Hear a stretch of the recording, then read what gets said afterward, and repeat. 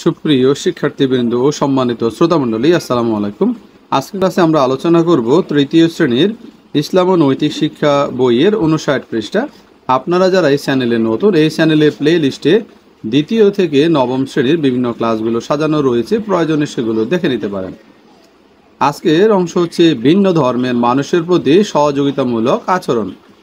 আমাদের চারপাশে রয়েছে বিভিন্ন ধর্মের মানুষ, তারা আমাদের কি প্রতিবেশী। তাহলে আমাদের চারপাশে যারা রয়েছে তারা ভিন্ন ধর্মের মানুষ, কেউ হিন্দু, কেউ মুসলমান, কেউ বৌদ্ধ, কেউ খ্রিস্টান, এরা সবাই আমাদের কি প্রতিবেশী। প্রতিবেশী যে ধর্মেরই হোক তার সহযোগিতা করা আমাদের কর্তব্য। প্রতিবেশী যদি অন্য ধর্মের হোক, আমাদের কাজ হচ্ছে তাকে সহযোগিতা করা। অভাবী, ক্ষুধার্ত, তৃষ্ণার্ত বা বিপদগ্রস্ত মানুষ যে ধর্মেরই হোক তাকে সহযোগিতা করতে হয়।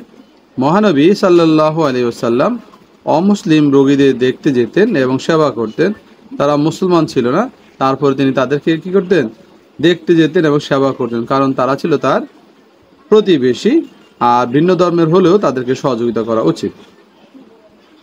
একবার একজন ইহুদি মেহমান রাতে মহানবী সাল্লাল্লাহু আলাইহি সাল্লামের বাড়িতে বেড়াতে এসে মলমূত্র ত্যাগ করে চলে যায়।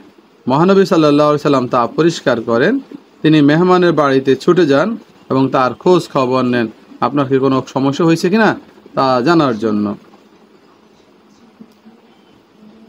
তারপরে দেখো, হযরত ওমর রাদিয়াল্লাহু তাআলা আনহু এক ইহুদি বৃদ্ধকে ভিক্ষা করতে দেখে সাহায্য করেন। একজন ইহুদি বৃদ্ধ কি করছিল? ভিক্ষা করছিল। এটা দেখে তিনি তাদের কি করছেন? সাহায্য করেন। হযরত আব্দুল্লাহ রাদিয়াল্লাহু তাআলা আনহু এর ঘরে খাবার রান্না হলে তিনি তার ইহুদি প্রতিবেশীর ঘরে খাবার পাঠাতেন। আমরা আমাদের প্রতিবেশী অন্য ধর্মের লোকদের সঙ্গে ভালো সম্পর্ক গড়ে তুলব। তারা অসুস্থ হলে খোঁজ খবর নেব, বিপদে সাহায্য করব, অভাবগ্রস্ত হলে তাদেরকে আমরা দান করব, ভালো খাবার রান্না হলে তাদের খেতে দেব, তাদের উৎসবে উপহার পাঠাবো, আমাদের সামাজিক অনুষ্ঠানে তাদের আমন্ত্রণ জানাবো। 52 মহিন একাডেমির ক্লাসগুলো দেখার জন্য প্রথমে সার্চ বারে লিখবে 52 মহিন, চ্যানেলটির লেখার উপর ক্লিক করবে। তাহলে এখানে তোমরা চ্যানেলের প্লে লিস্ট পেয়ে যাবে। প্লে লিস্টে ক্লিক করবে। প্লে লিস্টে ক্লিক করার সাথে সাথে চ্যানেলের ক্লাসগুলো তোমরা দেখতে পারবে। তোমার প্রয়োজনীয় ক্লাসের উপর ক্লিক করবে। ক্লিক করার সাথে সাথে যে ক্লাসটা তোমার পছন্দের সেই ক্লাসটা তুমি সিলেক্ট করে নেবে। ধন্যবাদ সবাইকে। আসসালামু আলাইকুম। তাদের পড়ালেখা ও অন্যান্য কাজে সহযোগিতা করব। সে যে ধর্মের হোক না কেন তাকে আমাকে সহযোগিতা করা উচিত।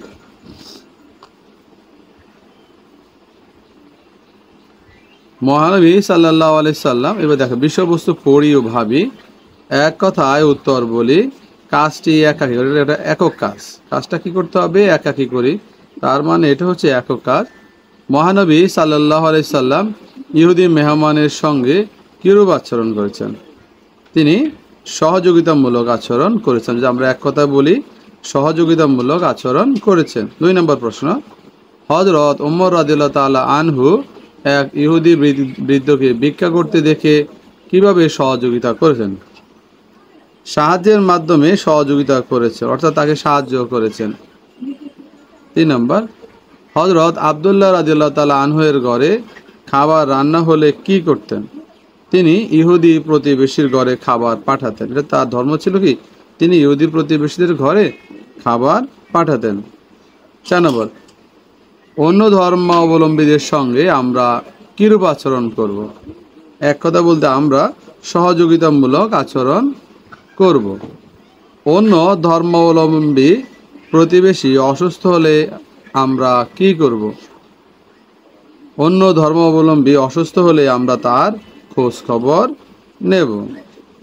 আমি এখানে উত্তরগুলো লিখে দিয়েছি, তোমরা দেখে নিতে পারো। আমরা এক কথায় উত্তরগুলো লিখলাম। 1 নম্বর প্রশ্ন উত্তর, সহযোগিতামূলক আচরণ করেছেন। 2 নম্বর, সাহায্যের মাধ্যমে সহযোগিতা করেছেন। 3 নম্বর, ইহুদি প্রতিবেশীর ঘরে খাবার পাঠাতেন। 4 নম্বর প্রশ্ন উত্তর হচ্ছে আমরা সহযোগিতামূলক আচরণ করব। 5 নম্বর, আমরা তার খোঁজ খবর নেব। ধন্যবাদ সবাইকে। আসসালামু আলাইকুম।